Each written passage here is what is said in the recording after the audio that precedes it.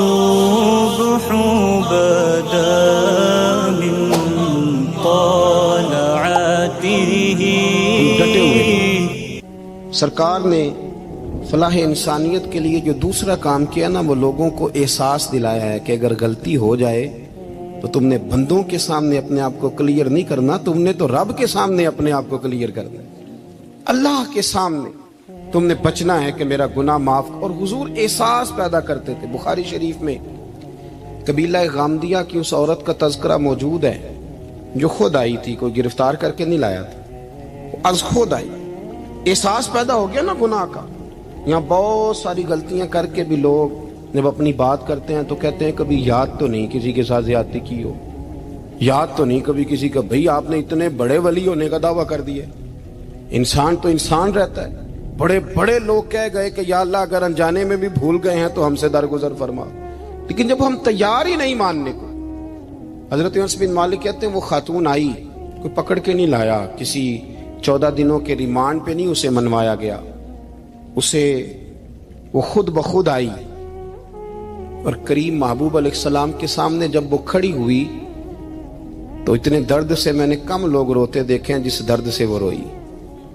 عرض کرنے لگی حضور میں غلطی کر بیٹھی ہوں، مجھ سے زنا ہو گیا، مجھے پاک کر دے. تو محبوب کریم علیہ السلام نے فرمایا تو کیسے ثابت کرے گی تو نے گناہ کیا؟ یعنی مجرم کو ثابت کرنا پڑ رہا ہے کہ میں گناہ گار. یہ وہ کمال ہے کہ انسانوں کو احساس ہونے لگے کہ یہاں ہم غلط ہیں. جب اعتراف جرم ہوتا ہے، جب بیماری کی تشخیص ہوتی ہے تو پھر اس کا علاج بھی ہو جاتا ہے. حضرت انس بن مالک کہتے ہیں وہ عرض کرنے لگی حضور میرے پیٹ میں ناجائز بچہ ہے. حضور نے فرمایا جا جب بچہ پیدا ہو تو پھر آنا. وہ 8 ماہ کے بعد آئی تو اس کی گود میں پھول سا بچہ تھا. حضور نے فرمایا واپس جا، جب روٹی کھانے لگ جائے تو پھر آنا. وہ 2 سال 2.25 سال دودھ پلاتی رہی. پھر جب آئی تو بچے کے ہاتھ میں روٹی کا ٹکڑا تھا. کریم محبوب صلی اللہ تعالی علیہ وسلم سے آ کے جب اس نے بات کی تو وہ درد سے روئی، کہنے لگی یا رسول اللہ 3 سال ہونے کو ہیں، میں نے گناہ کیا ہے، میں ساری رات سو نہیں پاتی. حضور تڑپتی اگر اس حال میں مر گئی تو اپنے رب کو کیا منہ دکھاؤں، مجھے پاک کر دے، میرے حال پہ رحم فرمائے. محبوب کریم صلی اللہ علیہ وسلم نے بچہ ایک صحابی کو دیا، فرمایا بچوں کی طرح پالنا، اور کہا اسے لے جاؤ، پتھر مار مار کے اسے سنسار کر دو. صحابہ کہتے ہیں اسے پتھر لگ رہے تھے اور حضور بےچانی کے ساتھ ٹہل رہے. آ کے خبر دی حضور وہ تو وصال کر گئی، انتقال ہو گیا. فرمایا یہاں تک تو بات اس کی تھی. حضرت انس بن مالک کہتے اب محبوب کریم نے صحابیات سے فرمایا اسے غسل دو، کفن پہناؤ، جنازہ تیار ہو جائے تو مجھے خبر کرنا. حضرت انس بن مالک کہتے ہیں غسل ہوا، کفن ہوا، جنازہ تیار ہوا تو حیران ہم تب ہوئے جب میرے محبوب نے فرمایا صفیں بناؤ، میں خود جنازہ پڑھاؤں گا، میں خود جنازہ پڑھاؤں. اور سرکار نے جنازہ پڑھایا تو ایک شخص کی زبان سے نکلا حضور اس ملعون کا معاذ اللہ جنازہ جس نے ناجائز بچہ جنا، اس کے لیے آپ دعا کر رہے ہیں، جنازہ پڑھا. حضور فرمانے لگے خاموش ہو جاؤ، تم نے گناہ دیکھا ہے، اس کا احساس نہیں دیکھا. تم نے غلطی دیکھی ہے لیکن اس کی توبہ کا انداز نہیں دیکھا. اور صاحب کنز العمال نے یہ لفظ نقل کیے ہیں کہ کریم محبوب فرمانے لگے اس نے تو ایسی شاندار توبہ کی ہے کہ اگر میں اپنی ساری امت میں بانٹ دوں تو اللہ سب کی مغفرت فرما دے گا. احساس جب پیدا ہو جاتا ہے نا اپنے دل کے اندر کہ یہاں میں غلط ہوں. ان العبد اذا اعترف ثم تاب تاب اللہ علیہ او کما قال نبی صلی اللہ علیہ وسلم، رواہ مشکات. حضور نے فرمایا جب کوئی بندہ کہتا ہے نا اللہ میں بھول گیا تھا، اور پھر وہ توبہ کرتا ہے تو رب اس کی توبہ کو فوراً ہی قبول فرما لیتا ہے. حضرت عبداللہ بن حذافہ جہاد کر رہے تھے، روم کے عیسائیوں نے گرفتار کر لیا. 1000 آدمی نے مل کے پکڑا، گرفتار نہیں ہوتے تھے صحابی. 1000 آدمی نے گھیرا ڈالا، گرفتار کر کے لے گئے. اور جب بادشاہ کے سامنے گئے تو وزیر کہنے لگا بادشاہ بندہ بڑے کام کا ہے، اگر ہمارے قابو آ گیا تو فائدہ دے گا. صحابی ہیں حضرت عبداللہ بن حذافہ، حضرت فاروق اعظم کا زمانہ ہے، اگر قابو آ گیا تو فائدہ دے گا. بادشاہ کہنے لگا کیوں، کیا خوبی ہے؟ کہنے لگے ہم 1000 آدمی تھے، یہ اکیلا قابو نہیں آ رہا تھا، 1000 آدمی تھے، اگر ہماری فوج میں شامل ہو گیا تو بہت بڑا جرنیل ملے گا. بادشاہ کہنے لگا کوئی مسئلہ نہیں، 2-3 چیزیں ہوتی ہیں بندے کو خریدنے کے لیے، خرید لیتے ہیں۔ بادشاہ کہنے لگا عبداللہ جتنی دولت تجھے چاہیے میں تجھے دے دیتا ہوں، میرے لشکر میں آ جا، معاذ اللہ اسلام چھوڑ دے۔ حضرت عبداللہ بن حذافہ کیا فرماتے ہیں بڑا تو بیوقوف ہے، میں نے دولت کمانی ہوتی تو مدینے میں بیٹھ کے تجارت کرتا، میں دولت کمانے نہیں نکلا، میں تو رسول اللہ کی رضا کمانے کے لیے نکلا ہوا ہوں۔ دولت کمانی ہوتی تو کسی مارکیٹ میں ہوتا، میدان میں آنا تھا، شہادت ہے مطلوب مقصود مومن، نہ مال غنیمت نہ کشور کشائی، یہ دولت تو لونڈی ہے رسول اللہ کے دروازے کی، یہ تو پیچھے پیچھے پھرتی ہے نبی پاک کے غلاموں، یہ کمانی ہوتی تو میں کسی مارکیٹ میں ہوتا، میدان میں تھوڑا ہوتا۔ عبداللہ بن حذافہ سے دوسری چال چلی، کہنے لگے میاں عہدہ جو تجھے چاہیے، میں بادشاہ ہوں، میرے نیچے جو عہدہ تو کہے گا وہ تجھے مل جائے گا۔ حضرت عبداللہ بن حذافہ کہنے لگے شاید تجھے پتہ نہیں میری تعریف کیا ہے، شاید تو جانتا نہیں میری تعریف کیا ہے۔ کہا صاحب کی کیا تعریف ہے؟ کہنے لگے میں رسول اللہ کا صحابی ہوں اور کائنات میں سب سے بڑا عہدہ مصطفیٰ کے صحابی ہونے کا عہدہ ہے۔ صحابہ وہ صحابہ تھے جن کی ہر صبح عید ہوتی تھی، خدا کا قرب حاصل تھا، نبی کی دید ہوتی تھی۔ فرمایا میں نے حضور کے جلوے دیکھے ہوئے ہیں، مجھے عہدے کی ضرورت ہی نہیں، اور میں نے عہدہ لینا ہوتا تو میں سیاست کرتا، میں تو شہادت لینے نکلا ہوں میدان میں، عہدے کا میں نے کیا کرنا ہے۔ اب بادشاہ کہنے لگا اسے قتل کر دو، وزیر کہنے لگا نہیں ایک بات اور ہے، مجھے ایک چال اور چلنے دو۔ کہا وہ کیا؟ کہنے لگے میری بیٹی بڑی خوبصورت ہے، مجھے موقع دو اپنی ہی بیٹی کو سجا بنا کے، وہ جوان جس کی جوانی اتنی بڑی ہے کہ 1000 آدمی مقابلے میں کھڑا نہیں ہوتا، اس جوان کے کمرے میں رات کی تنہائی میں بنا سوار کے بی بی کو بھیجا۔ وہ بی بی کہتی ہے میں ساری رات بن سور کے اس صحابی کے کمرے میں بیٹھی رہی، لیکن یہ کیا شخص تھا، ساری رات ہی مسلح پہ بیٹھا رہا، ساری رات ہی، کچھ دیر تھک جاتا تو یہ کریم رسول پہ درود پڑھنا شروع کر دیتا۔ بی بی کہتی ہے سحری ہو گئی تو میں نے چھو کے دیکھا کہ انسان ہے کہ جن ہے، یہ بندہ ہے کہ فرشتہ ہے، چھو کے دیکھا۔ کہنے لگے پیچھے ہٹ جا، میں نے کہا میں نے تو سنا تھا تو 1000 کے مقابلے میں ہے اور تو اتنا بے حس ہے کہ بنی سوری دلہن بیٹھی ہے، تو نے نظر نہیں کی۔ عبداللہ بن حذافہ، بی بی کہتی ہے نظر پھر نہیں اٹھائی، نظر پھر جھکی ہوئی ہے۔ کہنے لگے بی بی میں مجبور ہوں، اب میرے اوپر کوئی حسن نہیں چلتا، میں نے جلوائے بدوحا کا دیدار کیا ہوا ہے، اب میری نگاہوں میں جچتا نہیں کوئی، اس لیے کہ جیسے میرے سرکار ہے ایسا نہیں کوئی۔ کبھی بھی اب نہیں کسی کا میرے اوپر جادو چلتا، میں نے مصطفیٰ کو، اور کہا ذرا پیچھے ہٹ کے بیٹھ، مجھے میرے رسول نے غیر محرم سے بچنے کا حکم دیا ہے، ذرا پیچھے ہٹ کے بیٹھ۔ سحری کا وقت تھا، وہ بی بی کہتی ہے اس نوجوان کے جملے میرا سینہ چیر گئے، کلیجہ پھٹ گیا، چیخ نکلی، میں کفر کے عالم میں روئی۔ میں نے کہا مجھے بتا تو صحیح، آخر یہ جذبہ کہاں سے ملتا ہے، آخر یہ روشنی تو میں نے دیکھی نہیں، کہاں سے آتی ہے؟ ایک میرا باپ ہے جو بنا سور کے مجھے تیرے کمرے میں چھوڑ گیا، بتلا یہ کہاں سے کیف آتے ہیں؟ عبداللہ بن حذافہ کہنے لگے اگر کیف لینا ہے تو تو بھی میرے مصطفیٰ کا کلمہ پڑھ جا، آ جا دروازے رسول پہ جھک جا، مل جائے گا۔ سویرے دروازے پہ باپ آیا بیٹی سے رزلٹ لینے، دروازہ کھولا تو بیٹی نقاب پہنے باہر آئی۔ باپ کہنے لگا کیا بلا؟ کہنے لگی پیچھے ہٹ جا، تو غیر محرم ہے، کافر ہے، میں مسلمان ہوں۔ اس نے کہا کیا ہوا؟ کہنے لگی تیرے جیسے کو باپ کہوں، تیرے جیسے کو جو مجھے استعمال کر رہا تھا، میں تجھے باپ نہیں مانتی، میں اب رسول والی ہو گئی، میں حضرت فاطمہ کی کنیزہ ہو گئی، میں اب نبی کریم کی خادمہ ہوں، خبردار میرے قریب نہ آنا۔ یہ داؤ بھی ناکام ہوا۔ اب حضرت عبداللہ بن حذافہ کے سامنے موت کھڑی کی، ایک کڑا میں تیل گرم کیا، کہنے لگے تجھے اس میں جلایا جائے گا۔ حضرت عبداللہ بن حذافہ رضی اللہ تعالیٰ عنہ جب جلنے کے قریب ہوئے تو رونے لگے۔ روم کا بادشاہ کہنے لگا شاید ڈر گیا ہے، کہنے لگے اب سمجھ آئی ہے، اب تجھے پتا چلا ہے، چلا آ جا۔ حضرت عبداللہ بن حذافہ کہنے لگے تو کافر ہے، تیری کافروں والی سوچ ہے، اس لیے نہیں رویا کہ موت سے ڈر گیا ہوں، میں تو اس لیے رویا ہوں کہ ایک جان ہے وہ نبی پاک پہ قربان ہو رہی ہے، کاش رب مجھے 1000 جان دیتا، میں ساری مصطفیٰ پہ قربان کر دیتا۔ ایک سنار نے گلی میں ایک یتیم چھوٹے سے بچے کو گھومتے دیکھا تو سنار بے اولاد تھا، بچے کو اٹھا کے گھر لے آیا۔ 18 سال اس بچے کی پرورش کی، اس کو پالا پوسا جوان کیا۔ سنار کے پاس وہ دکان پہ چلا جاتا، وہ کئی دفعہ دکان پہ رہتا، کئی دفعہ گھر میں رہتا۔ ایک دفعہ وہ دکان پہ تھا، بچہ گھر تھا، 18 سال کا جوان، اس کی بیوی اکیلی تھی۔ وہ جس نے ماں بن کے پالا تھا اس نے اسی پہ حملہ کر دیا، اس کا بازو بری نیت سے تھاما، بیوی چیخی۔ تھوڑی دیر گزری تو وہ نوجوان پیروں میں بیٹھ گیا، کہنے لگا اماں پتہ نہیں مجھے کیا ہوا۔ شام کو سنار آیا، بیوی چیخنے لگی، چلانے لگی، کہنے لگی آج عجیب بات ہوئی، جس کو میں نے جگر کا خون دے دے کے پالا اسی نے گندی نظر ڈالی۔ سنار محو حیرت ہے، بیوی کا خیال تھا کہ لاٹھ اٹھائے گا، ڈنڈا اٹھائے گا، نوجوان کو مارے گا، لیکن وہ رونے لگ گیا۔ اس نے کہا آج اس نے میرا بازو تھاما ہے، جانے کیا کیا ہے۔ پریشان ہونے لگ گیا، سجدے میں گر گیا، کہا تو بتاتا کیوں نہیں؟ تو وہ سنار کہنے لگا اس کی غلطی نہیں، 18 سال کے بعد آج مجھ پر بھی شیطان سوار ہوا تھا۔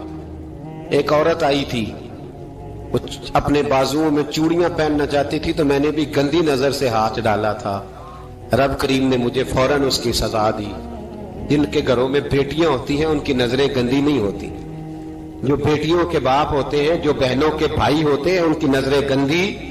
اور اگر تو ٹیلی فون کرتا ہے، تو کسی عورت کے ساتھ تعلق رکھتا ہے تو یہ بات لکھ لے، امام فخر الدین رازی 1، علامہ اسماعیل حقی 2، ملا جلال الدین رومی 3، امام خازن 4، امام جلال الدین سیوطی 5 حدیث کے استاد اور محدث لکھتے ہیں کہ اگر تو کسی پر گندی نظر ڈالے گا تو تیرا گھر بچ سکتا، یاد رکھ نہیں بچے گا، اس لیے کہ تیری نظر کسی کی بیٹی کو بیٹی سمجھ تاکہ تیری بچی کا پردہ قائم رہے، کسی کی بہن کو۔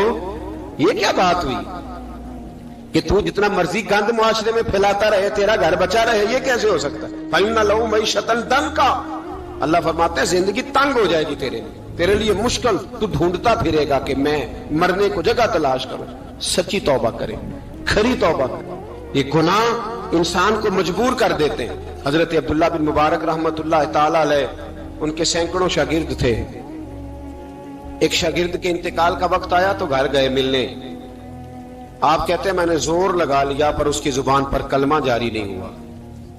میں اسے کہتا کلمہ پڑھ پر اس کی زبان پر جاری۔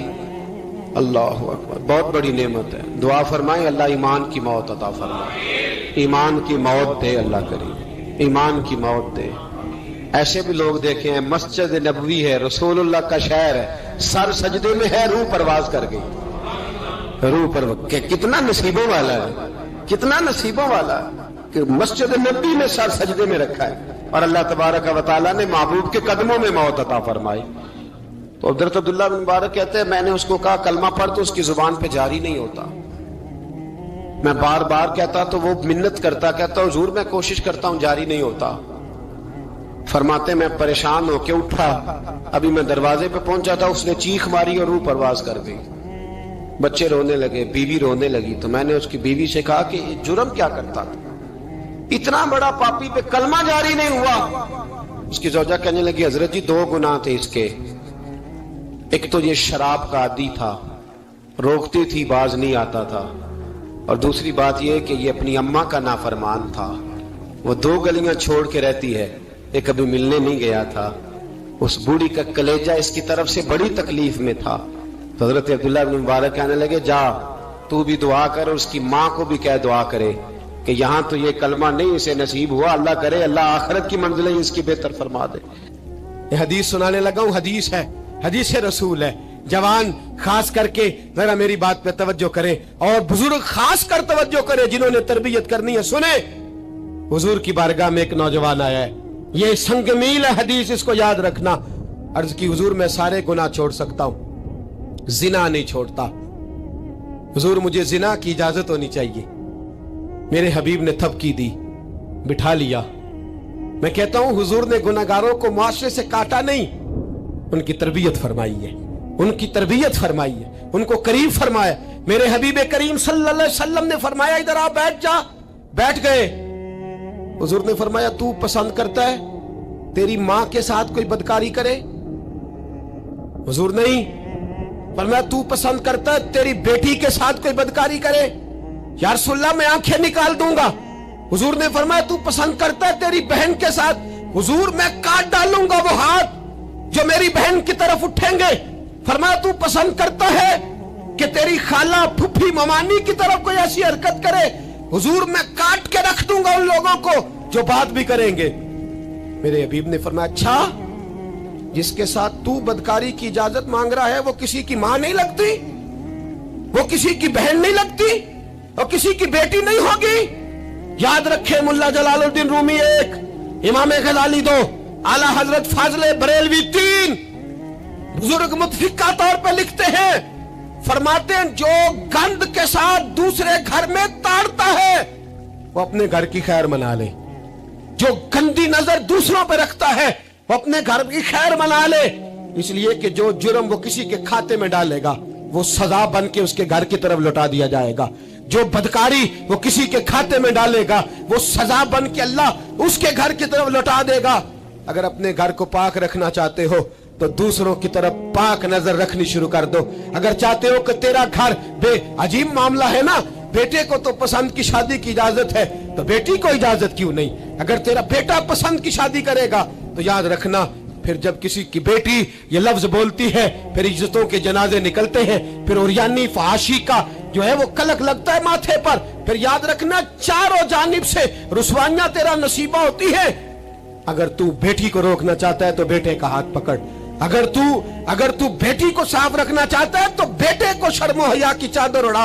अगर तू बेटियों के किरदार की हिफाजत करना चाहता है तो पहले बेटे को पाबंद शरीयत बना। एक बहुत बड़ा गुनाह बदनिगाही का गुनाह है। आपको पता है हमारे मुल्क के अंदर बदकारी, जिना और बेहयाई की शरह कितनी बढ़ती जा रही है, किस कदर बढ़ती जा रही है। वो लोग जो निकाह कर लेते हैं वो भी अपनी निगाहों को, मैं अक्सर कहता हूं, हुजूर ने फरमाया निकाह आधा ईमान है। जिसने निकाह कर लिया उसका ईमान मुकम्मल हो गया। तो जो निकाह के बाद भी बाज ना आया, मैं उसको बेईमान नहीं कहता, लेकिन नबी पाक ने फरमाया जो निकाह कर ले उसका ईमान, बोलिए ईमान महफूज हो गया, उसका ईमान, सारे बोलिए ईमान। और जो फिर भी बाज ना आए, हुजूर कह रहे ईमान मुकम्मल हो गया। और जो ना बाज आया क्या फतवा दिया जाए हदीस की रोशनी में? मेरे नबी पाक की बारगाह में औरतें आई तौबा करने, बैत करने, मुसलमान होने। तो हुजूर बैत लेते वक्त फरमाने लगे मेरे साथ वादा करो, झूठ नहीं बोलोगी, गीबत नहीं करोगी, जिना नहीं करो। एक औरत बोल पड़ी, कहने लगी या रसूल अल्लाह सल्लल्लाहु अलैहि वसल्लम मैं मुसलमान तो नहीं पर खानदानी हूं, मेरे घर वालों के जहन में भी कभी जिना का ख्याल नहीं आया। हम तो इसे खानदानों के वकार के खिलाफ समझते हैं। रोज बुरी नजर से किसी को देखना और किसी के बारे में गलत बातें, नाराज ना होना। बहुत सारे बूढ़े भी लज्जत ले लेके जुर्म बयान करते हैं, गुनाह बयान करते हैं, गलत बातें करते हैं, किसी औरत के बारे में तबसरा करते हैं। क्या समझते हैं मर्द और औरत माज़अल्लाह ताला एक कमरे में जाके बदकारी करे तो वही जिना है? मेरी तरफ देखिए और झांक करके सुनिए क्या अर्ज कर रहा हूं, इधर देखिए मेरी तरफ। नबी पाक सल्लल्लाहु अलैहि वसल्लम ने फरमाया जिना जुबान का भी होता है, जिना कान का भी होता है, जिना आंख का भी होता है। हुजूर किस तरह? फरमाया जिसने गंद देखा उसने आंख का जिना किया, जिसने लज्जत लेके सुना, चुप नहीं कराया, पूरी बात सुनी, वो भी जानी है। और जिसने गंदी बात बोली वो मुंह का जानी है, जिसने गंद सोचा वो दिमाग का जानी है। और जानी को सबसे पहली सजा अल्लाह ये देता है कि सजदे की लज्जत छीन लेता है, इबादत का सुरूर छीन लेता है, उसका नमाज में दिल नहीं लगता। कुरान में सबसे पहली सजा उसे अल्लाह अपने दरवाजे से दूर कर देता है। भाइयों आज हमारे सजदे बेकैफ हैं, आज लोग गलत जगह पे घंटों बैठे रहते हैं। मस्जिदों में लोगों के दिलों को घबराहट होती है, लोग भागते हैं। मेरे नबी पाक ने फरमाया तो नजर को पाक कर ले, अल्लाह तेरी इबादत में लज्जत पैदा फरमा देगा। मेरे भाई याद रख लें और सुन लें, सबसे कमजोर आदमी वो है जिसका जहन पाक नहीं। सबसे कमजोर आदमी वो है जो किरदार का गलत है। एक बात मैंने पढ़ी, आप यकीन करें मेरा दिल करे कि मैं आग लगा दूं اس عنوان کو جس پہ گندگی لکھی جاتی ہے، ان اخباروں کو، ان چیزوں کو جس پہ گند لوگوں کے دلوں میں. وہ انڈیا کی ایک وزیر اعظم عورت گزری تو کسی نے اس سے کہا کہ پاکستان نے تو تمہیں شکست دی ہے، تم جیت نہیں سکے بڑا ملک ہو کے.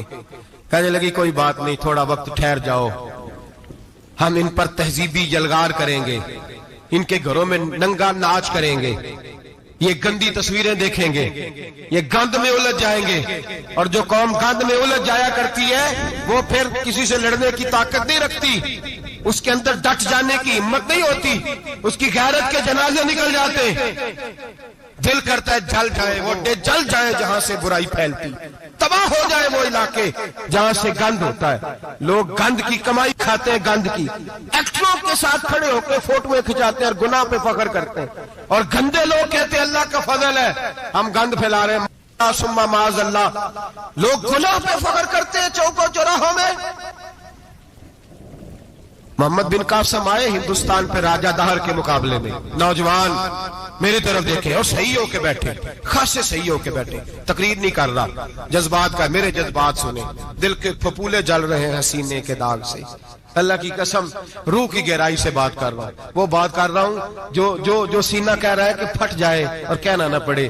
قرآن و حدیث پڑھتے ہیں اور پھر اپنا حال دیکھتے ہیں تو لگتا یہ ہے کہ عذاب قریب آ گیا ہے، لگتا ہے زمین پھٹنے والی ہے، آسمان گرنے والا، لگتا ہے قریب آ گیا ہے سارا کچھ. سمجھے کیا عرض کر یہ بات اگر آپ سمجھ گئے تو قیمت وصول ہو گئی. اس کو سمجھ گئے تو سمجھ لیں آپ کے مزاج کے اندر اللہ نے تبدیلی پیدا کر دی. محمد بن قاسم 18 سال کا جوان، ایک عورت کی عزت پر راجہ دہر ہندو نے حملہ کیا، محمد بن قاسم بچانے آئے.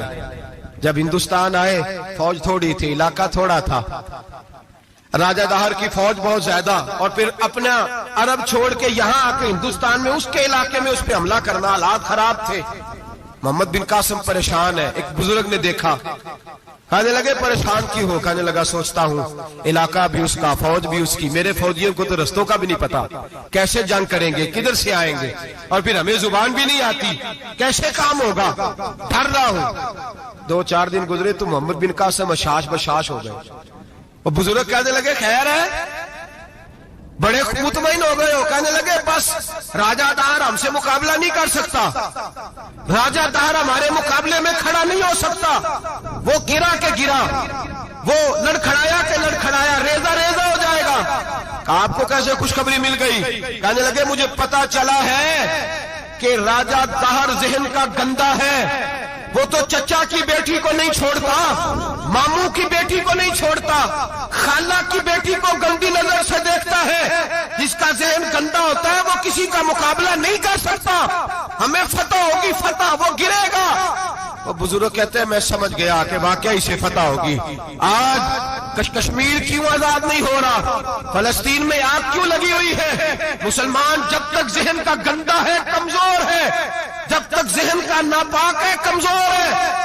حضرت سعد بن ابی وقاص رضی اللہ تعالیٰ عنہ فرمایا کرتے تھے اللہ مسلمان کی مدد اتنی دیر تک کرتا رہتا ہے جتنی دیر تک مسلمان کا ذہن صاف رہتا ہے، کردار پاک رہتا ہے.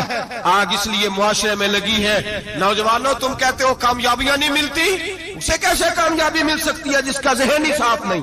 وہ کیسے دنیا کی بازی جیت سکتا ہے جس کی نگاہ ہی پاک نہیں؟ وہ کیسے آگے بڑھ سکتا ہے جس کے کردار میں پاکیزگی نہیں؟ اپنے آپ کو پاک کر لو، اللہ ہر مشکل میں تمہاری مدد فرمائے گا، ہر رستے میں تمہاری مدد فرمائے گا. اور میں نے کہا جب آدمی ناپاک ہوتا ہے تو رب کریم اس سے عبادت کی لذت چھین لیتا ہے. اور اللہ کی سب سے بڑی سزا یہ ہے کہ کسی کو سجدہ نہ لمبا کرنا دے. رب کریم سب سے زیادہ اس سے ناراض ہے جس کو قرآن پاک کے کھولنے کی توفیق نہ ہو. سب سے زیادہ رب کریم اس شخص سے ناراض ہے جو اللہ کی بارگاہ میں جھکنے کی لذت چھوڑ جائے. میرے نبی پاک سید عالم علیہ السلام کے صحابہ لمبی عبادتیں کرتے تھے، لمبی. کسی نے کہا تھا روم کے بادشاہ تھے کہ یہ مسلمان فاتح کیوں ہو جاتے ہیں؟ تو اس نے کہا میں نے مولا علی کے زمانے میں جاسوسی کرائی تھی، پتا کیا تھا کہ ہر میدان میں کامیاب کیوں ہوتے ہیں. تو کہتے میں نے دیکھا یہ دن کے مجاہد ہوتے ہیں پر رات کے عابد ہوتے ہیں. اب آگے بڑھتے ہیں. قرآن مجید نے سورہ نور کی آیت نمبر 30 میں کہا کہ کل للمؤمنین یغضوا من ابصارہم، فرمایا کہ اے محبوب علیہ السلام مومن مردوں سے کہہ دو کہ اپنی نظریں جھکا کے رکھیں، اپنی نظریں اور اگلی آیت میں فرمایا وَقُلْ لِلْمُؤْمِنَاتِ يَغْضُضْنَ مِنْ أَبْصَارِهِنَّ، فرمایا کہ اے محبوب مومن عورتوں سے بھی کہہ دو کہ اپنی نظریں جھکا. مرد بھی اپنی نظر جھکا کے رکھے گا عورت کی طرف، لیکن یہ ساری پابندی صرف مرد پر نہیں، عورت بھی غیر محرم کا چہرہ نہیں دیکھے گی، اس پر بھی اسی طرح نظر جھکانے کا حکم ہے جس طرح کہ وہ ہر دکاندار کو بھائی جان کہہ کے گفتگو کرنے کی اس کو بھی اجازت نہیں ہے کہ وہ سمجھے کہ پابندی تو مرد نے کرنی تھی، میں نے تھوڑی کرنی تھی. وہ جس کے پاس جائے، جہاں بھی جائے، ڈاکٹر کے پاس جائے، باہر جائے، تو وہ جس طرح مرضی اس کا دل چاہے وہ بات چیت کرے، اس کی عورت کو بھی اجازت اسلام نہیں دیتا. بنیادی طور پہ اسلام شرم و حیا کا دین ہے، حیا کی بات کرتا ہے. حیا کی جب ہم تعریف کرتے ہیں تو حیا کی تعریف یہ ہے کہ کوئی کبھی چیز دیکھ کے نا تو آپ کی طبیعت میں کراہت محسوس ہو، آپ کوئی غلط جملہ منہ سے نکالتے ہوئے ذرا جھجکیں، آپ کوئی غلط بات کرتے ہوئے تھوڑا بوجھ محسوس کریں. ہمارے ہاں تیزی سے فروغ پایا ہے بے حیائی نے. سنگیوں کی محفلیں، یاروں کی محفلیں، اس میں غلیظ گفتگو ہوتی ہے الا ماشاء. جن دوستوں کو بڑی پاک صاف گفتگو کرنی چاہیے. دوستی کا رشتہ بڑا مقدس رشتہ ہے، جو یہاں ایک دوسرے سے پیار کریں گے جنت میں بھی اکٹھے داخل کیے جائیں گے. شرط یہ ہے کہ پیار اللہ رسول کی رضا کے لیے ہو، لیکن اس کے اندر اگر آپ کی گفتگو کچی ہو، کمزور ہو، فحاشی والی ہو، عریانی والی ہو. وہ ہمارے ہاں تو اب اس کو لوگ فیشن سمجھتے ہیں، اس کو مردانگی کی علامت سمجھتے ہیں کہ وہ جی ساری باتیں جی وہاں ہو گئی، اور جس کا جو جی چاہا اس نے کہا. آپ جب حیا کے دائرے میں ہوتے ہیں تو آپ خود بھی سکون محسوس کرتے ہیں. دیکھیں نا، آپ کو نیند سکون سے کہاں آتی ہے؟ جہاں کمرہ باندھو، چاروں جانب دیوار ہے، اوپر چھت ہے، خالی دروازہ بھی کھلا ہوا ہونا تو جب بندہ سکون لینا چاہتا ہے تو کہتا ہے یار دروازہ ذرا بند کر دو. وہ اچھی طرح اپنے آپ کو چھپا لیتا ہے نا حیا کے پردے میں، تو اللہ اسے سکون عطا کرتا ہے. اور جو اس سے بھی زیادہ ٹھنڈی نیند میں جانا چاہتا ہے وہ کہتا ہے لائٹ بھی بند کر دو.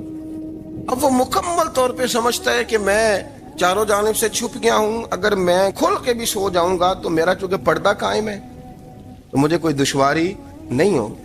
آپ جب چھپ جاتے ہیں، جب آپ حیا کے اندر سمٹ جاتے ہیں، جب آپ چادر کے اندر آ جاتے ہیں تو آپ بہت ساری جگہوں پہ آسانی محسوس کرتے ہیں. تو حیا تو آپ کو سکون دیتی ہے، حیا تو دل کو راحت دیتی ہے. میں بڑی ذمہ داری سے بات عرض کرتا ہوں، قرآن مجید نے نا ایک مقام پہ مذاق کو، ایک مزاح ہوتا ہے خوش طبی، وہ نہیں مذاق اڑانا. قرآن پاک نے نا مذاق کو ایک جگہ پہ جاہلوں کا طریقہ بھی قرار دیا.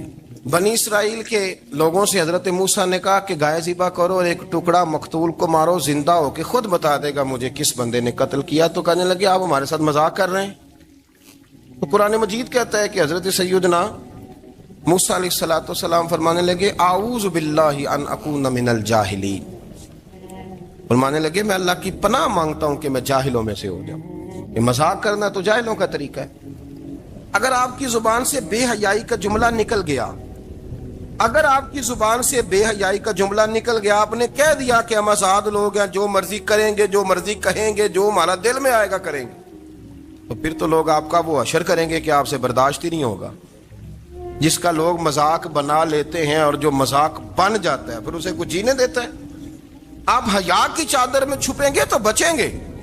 اگر آپ نے اپنا مذاق بنوا لیا یہ کہہ کے کہ میں نے مرضی کرنی ہے، پھر یاد رکھنا چھپنے کو جگہ نہیں ملے گی، پھر تکلیف میں آ جائیں گے، پھر بہت بڑی اذیت کا شکار ہو جائیں. شرم و حیا، عرب کے اندر جو کنواری لڑکیاں تھیں ان میں بڑی حیا ہوتی تھی. الحمدللہ میں بڑے فخر سے کہتا ہوں کہ میرے پنجاب کی، میرے پاکستان کی بیٹیاں بھی 20 دفعہ ان کا ابا کہے تیری شادی کرنی ہے تو وہ آنکھ نہیں اٹھا پاتی آج بھی. یہ تو وہ چند لوگ ہیں جو کہتے ہیں ہم ہائی کلاس ہو گئے، ہمیں نہیں پتا کہ وہ روشن خیال ہو گئے ہیں کہ روغن خیال ہو گئے، پتہ نہیں کدھر چلے گئے.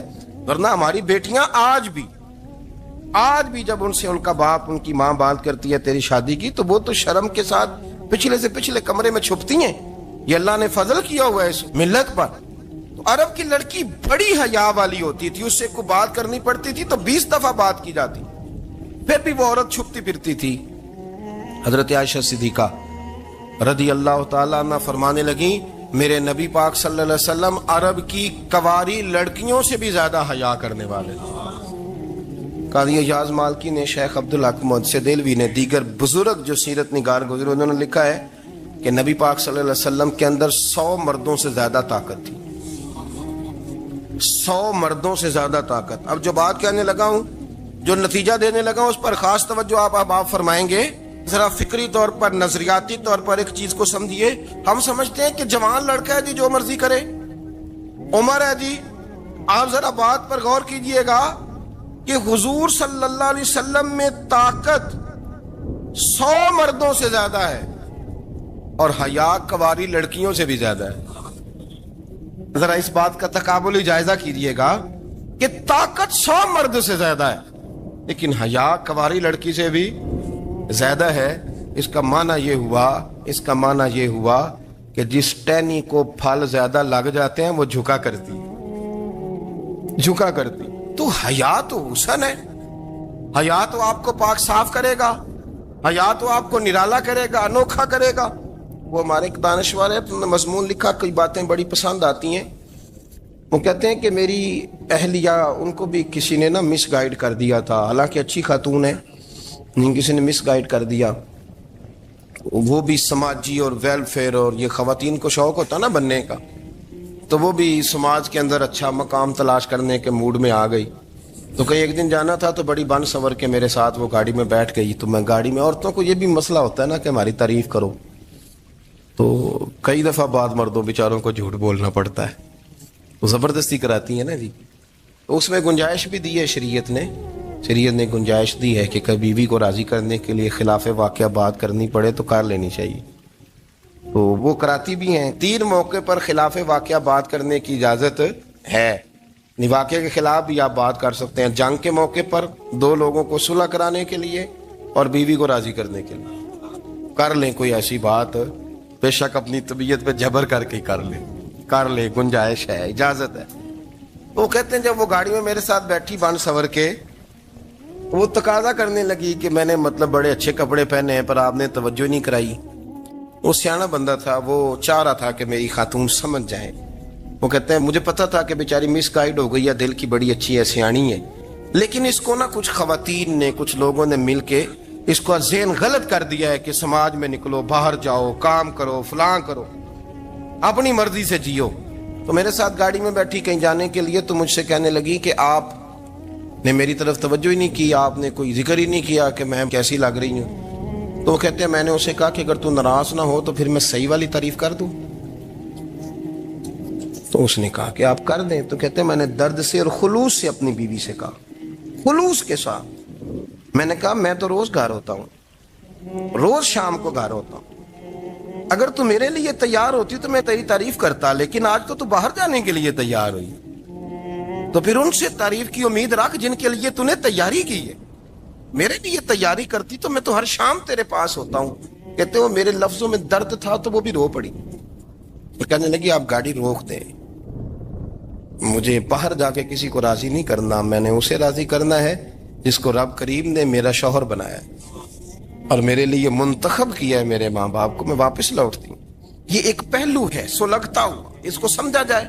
رسول کریم صلی اللہ علیہ وسلم عرب کی کواری لڑکیوں سے زیادہ حیا والے تھے، کواری لڑکیوں سے زیادہ حضور حیا فرمایا کرتے تھے۔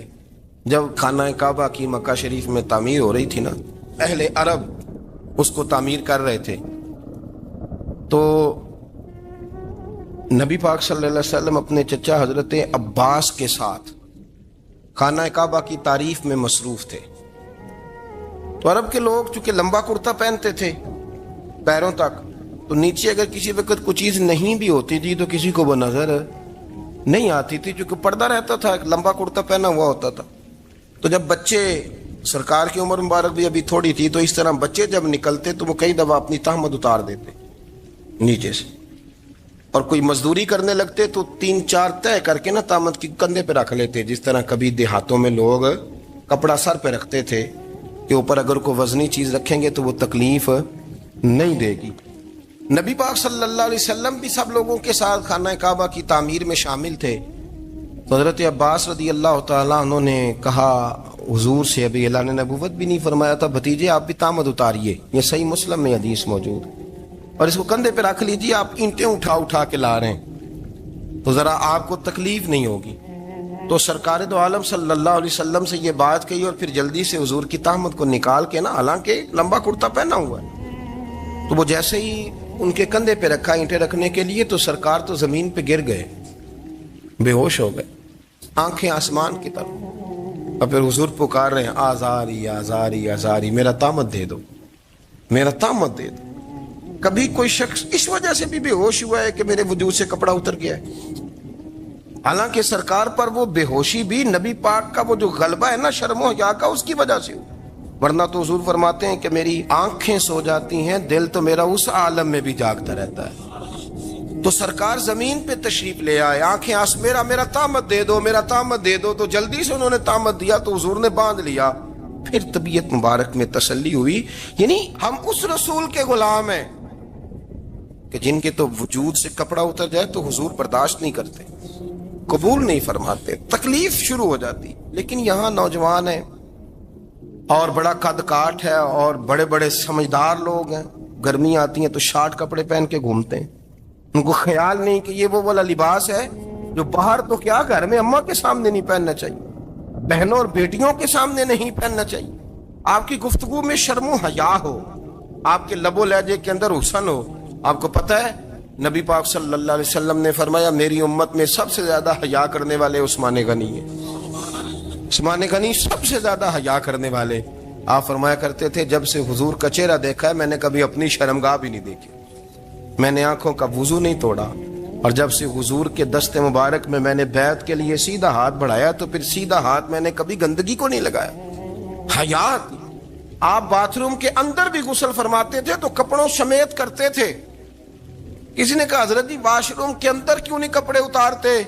آپ فرمانے لگے باہر بندوں سے حیا کرتا ہوں، اندر جاتا ہوں تو رب سے حیا آنی شروع ہو جاتی، وہ تو دیکھ رہا ہے نا۔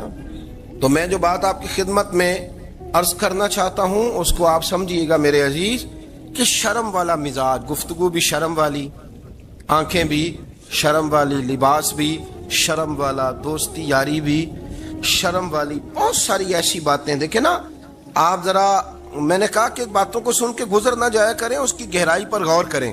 حضور علم کا سمندر ہے، سرکار سے زیادہ علم دنیا میں کسی کے پاس موجود نہیں ہے، اور صحابہ کو موقع ملا ہوا ہے اس سمندر سے فیض لینے کا، لیکن ان کی حالت یہ ہے کہ حضرت علی المرتضیٰ فرماتے ہیں 14 دن گزر جاتے، حضور سے کوئی سوال پوچھنا ہوتا تھا پر میں شرم کے مارے نہیں پوچھ پاتا تھا۔ 14 دن بخاری شریف میں موجود ہے۔ ایک دن نبی پاک صلی اللہ علیہ وسلم نے پوچھا صحابہ سے کہ وہ کون سا درخت ہے جس کے پتے نہیں گرتے، اور وہ درخت اس طرح ہے جس طرح مومن ہوتا ہے، وہ درخت میرے مومن کی طرح بتاؤ۔ حضرت عبداللہ ابن عمر فرماتے مجھے پتا تھا کہ وہ کھجور کا درخت ہے، لیکن چونکہ ابو بکر صدیق بھی بیٹھے ہیں، عمر فاروق بھی بیٹھے ہیں، مولا علی بھی بیٹھے ہیں، عثمان غنی بھی بیٹھے ہیں، اتنے جید لوگ بیٹھے ہیں، تو مجھے حیا آتی تھی کہ میں کیوں جواب دوں۔ کہتے سرکار نے کئی دفعہ پوچھا، لوگوں نے کئی اور درخت بتائے، پر فرمایا تمہارا جواب درست نہیں ہے۔ آپ حیا کے اس پہلو پر غور کریں کہ سوال کا جواب آتا ہے، سوال کا جواب، یعنی مجھے سوال کا جواب آتا اور پھر میں دوں نہ، مجھے بدہضمی نہ ہو جائے گی؟ یہ کیسے ممکن ہے کہ میری رات گزر جائے، مجھے پتا بھی تھا اور میں نے بتایا نہیں؟ بہت سارے لوگ آ کے بہت ساری باتیں بتاتے ہیں، بہت ساری باتیں وہ سمجھاتے ہیں، تو ہم غور سے ان کا چہرہ دیکھنے لگ جاتے ہیں، کہتے ہیں یار اس کا تو دعویٰ تھا کہ میں سمجھنے آتا ہوں، تو یہ تو ہمیں سمجھا رہا ہے، چلو الحمدللہ ہم سمجھنے کو تیار ہیں۔ لیکن میرے عزیز پتہ بھی ہے جواب کا، علم بھی ہے، لیکن فرماتے ہیں میری حیا نے مجھے اجازت نہ دی کہ میں جواب دوں۔ آپ فرماتے ہیں پھر حضور سے صحابہ نے عرض کی کہ یا رسول اللہ آپ ہی بتا دیں وہ درخت کون سا ہے، تو حضور نے فرمایا بھئی وہ کھجور کا درخت ہے۔ تو آپ فرماتے ہیں میں دل ہی دل میں کہہ رہا تھا کہ الحمدللہ میرا جواب درست ہے، حالانکہ میں نے جواب دیا ہی نہیں۔ تو لفظوں میں حیا، جملوں میں حیا، آنکھوں میں حیا، اٹھنے میں حیا، بیٹھنے میں حیا، چلنے میں حیا ایک خوبصورت حسن ہے، اور نبی پاک صلی اللہ علیہ وسلم نے فرمایا جب تو بے حیا ہو جائے نا پھر تو آزاد ہے، پھر تو جو مرضی کا۔ پھر تو جو اس لیے بزرگ جب کسی کو بے حیا کہتے تھے نا، اللہ اکبر، اور جب کسی کو کہتے تھے نا یہ بے حیا ہے تو لوگ سمجھتے تھے کہ کوئی ہلکی سی بات کر دی، لیکن ان کا معنی یہ ہوتا تھا کہ بس بھائی اب اس کے ساتھ کوئی کلام کرنے کی ضرورت ہے، اس کو اب اصلاح کی ضرورت نہیں، یہ بے حیا ہے۔ کیا معنی؟ کہ اب یہ جو اس کے دل میں آئے گا وہ کرے گا، جو اس کی طبیعت چاہے گی وہ کرے گا، اب یہ کسی پہلو بھی قابو آنے کو تیار ہے، بے حیا ہو گیا۔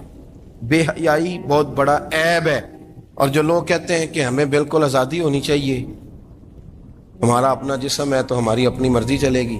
ایک وزیر صاحب ہیں، پتہ نہیں میں ان کو جانتا تو نہیں، انہوں نے سینٹ میں تقریر کی ہے، میں نے ان کی بات سنی ہے، اس نے کہا نہیں بھائی، جسم رب کا ہے تو مرضی بھی تو رب کریم کی چلے گی، اور مرضی بھی اللہ کی۔ یہ مجھے تھوڑا سا مسئلہ ہے جسم پر، کبھی کبھی مجھے کثرت سفر سے الرجی ہو جاتی ہے۔ میرے ساتھ لوگ نا دل سے پیار کرتے ہیں، شاید ہی کوئی اچھا ڈاکٹر ہو جس تک میرے سنگی مجھے لے کے نہ گئے ہوں، پر جسم اللہ کا ہے نا، مرضی بھی جب وہ چاہے گا صحت دے گا۔ کیوں کچے کاموں میں لوگ پڑ گئے، کیوں غلط لوگ سوچ میں پڑ جاتے ہیں؟ یہ اسی کا ہے، اور جب وہ چاہے گا، آپ اس بات کو اچھے طریقے سے سمجھ لیں کہ جو اپنی مرضی چوکوں چوراہوں میں کر رہے ہوتے ہیں نا، جو مرضی گاندمند، وہ جانور ہوتے ہیں، وہ جانور ہوتے ہیں جو نہ چونک دیکھتے ہیں، نہ گلی دیکھتے ہیں، نہ انہیں پتہ ہوتا ہے کہ جگہ کون سی ہے۔ وہ انسان، میں نے کہہ دیا جو میں نے کہنا تھا، میں نے کہہ دیا، وہ جانور ہوتے ہیں۔ اور جو کچھ انسان ہوتے ہیں نا، ان کے اندر کچھ نہ کچھ پھر شرم حیا بھی ہوتی ہے، وہ چوکوں چوراہوں میں وہ حرکتیں اور وہ کام نہیں کرتے جو جانور کرتے ہیں۔ ان کے لیے بڑے پردے ہوتے ہیں، ان کے لیے بڑی باتیں ہوتی ہے، ان کے لیے بڑا کچھ ہوتا ہے۔ جو بالکل آزاد ہو جائے، کوئی پتہ نہ ہو کس وقت کیا کہنا ہے کیا کرنا ہے، تو پھر وہ دائرہ انسانیت سے خارج ہو جاتا ہے۔ ہم آپ کو کیا دعوت دیں؟ آپ تو وہ باتیں کر رہے ہیں جو اسلام کا انسانیت کے حق میں بھی ٹھیک نہیں، آپ تو وہ والی باتیں کر رہے ہیں جن کا انسانیت بھی تقاضا نہیں کرتی کہ یہ باتیں ہونی چاہیے۔ لیکن ایک بات، میں تو جذباتی نہیں ہوتا، میں بڑے غور سے چیزوں کو دیکھتا ہوں، سنتا ہوں، اور نہ میں ان موسمی مینڈکوں کی، وہ مجھے عاتق صاحب کہنے لگے جی بڑے بڑے مولوی ایک بندے کے ساتھ بیٹھے ہوئے ہوتے تھے اور وہ روزے میں بڑے بڑے درس دیتا تھا تو وہ بھی فلانی حرکتیں کر رہا ہے۔ تو میں نے کہا ہم نے تو پرانا کہا تھا کہ موسمی مینڈک ہے، تو پرانے کہہ رہے ہیں کہ اداکار ہے، تو وہ جہاں کاسٹ کریں گے وہاں وہ اداکاری کرے گا۔ آپ کسی مذہبی جگہ کر لیں تو وہاں کر لے گا، کہیں اور جگہ کریں گے تو ہم تو پرانا کہہ رہے ہیں۔ تو کسی کو کبھی سمجھ آتی ہے تو کسی کو کبھی اور جگہ جا کے سمجھ آتی ہے۔ ہم ان لوگوں سے پریشان نہیں ہوتے، کیوں؟ سن لیں، کوئی مایوسی نہیں، ان کے اندر جتنا زور ہے وہ لگائیں۔ یہ ملک بنا ہے رسول اللہ کے نام پہ، یہ اللہ نے تحفہ دیا ہے امت مسلمہ کو، یہ نبی پاک کے نام پہ بنا ہے، تو یہاں جھنڈا بھی وہی والا بلند ہونا ہے جو مدینے والے رسول کا جھنڈا ہے، اور یہاں وہی کام چلے گا جو نبی پاک نے بیان فرمایا۔ تو اس طرح کئی لوگ آتے ہیں، وہ شور شار کرتے ہیں، چلے جاتے ہیں، اتنے نہ پریشان ہوا کریں۔ بہت سارے لوگ تو بیچارے اس قابل بھی نہیں ہے کہ ان کا نام لیا جائے، مطلب اتنا ہم ان کو اہمیت دے دیں، ان کا ذکر کریں، ان کا نام لیں، ان کی بات کریں، وہ بیچارے اس قابل ہی نہیں ہے، مطلب سٹیٹس ہی نہیں ہے ہمارا، اتنے فارغ ہیں ہم کہ اب جو بندہ آئے گا کہانی چھیڑے گا تو ہم چھیڑ جائیں گے۔ اور بھائی اللہ کا فضل ہے، الحمدللہ تعالی، لوگوں نے بڑا شور کیا، اور بڑے زمانے سے دنیا شور کر رہی ہے، پر اللہ کے گھر مسجدیں بھری ہوئی ہیں، مسجدیں بھری ہوئی ہیں۔ ہماری بیٹیاں پردے کرتی ہیں، پردے کو پسند کرتی ہیں، وہ حجاب میں رہتی ہیں، وہ سمجھتی ہیں کہ ہمارا اصل حسن کیا ہے۔ تو یہ پراپیگنڈا پرانا چلا آ رہا ہے، اس کا اللہ کے فضل سے امت مسلمہ پہ نہ کبھی اثر ہوا ہے اور نہ کبھی ہوگا انشاءاللہ۔ اللہ تعالی ہمیں حق پر استقامت رکھے۔ سيدنا ومولانا محمد اللهم صل على سيدنا ومولانا محمد اللہ کے شیر ہے در کرار پر درود اللہ کے شیر ہے در کرار پر درود اللہ کے شیر ہے در کرار پر درود حضرت حسن حسین کے کردار پر درود اللہم صل علی سيدنا ومولانا محمد وعلى سيدنا علي وسيدتنا فاطمة وسيدتنا زينب وسيدنا حسن وسيدنا حسين وعلى آله وصحبه وبارك وسلم زینب کی بارگاہ میں زینب کی بارگاہ میں زینب کی بارگاہ میں زینب کی بارگاہ میں سلام نیاز ہے زینب کی بارگاہ میں سلام نیاز ہے جو مرتضیٰ کی لاڈلی زہرا کا ناز ہے اللہم صلی علی سیدنا و مولانا محمد وعلی سیدنا علی و سیدتنا فاطمہ و سیدتنا زینب و سیدنا حسن و سیدنا حسین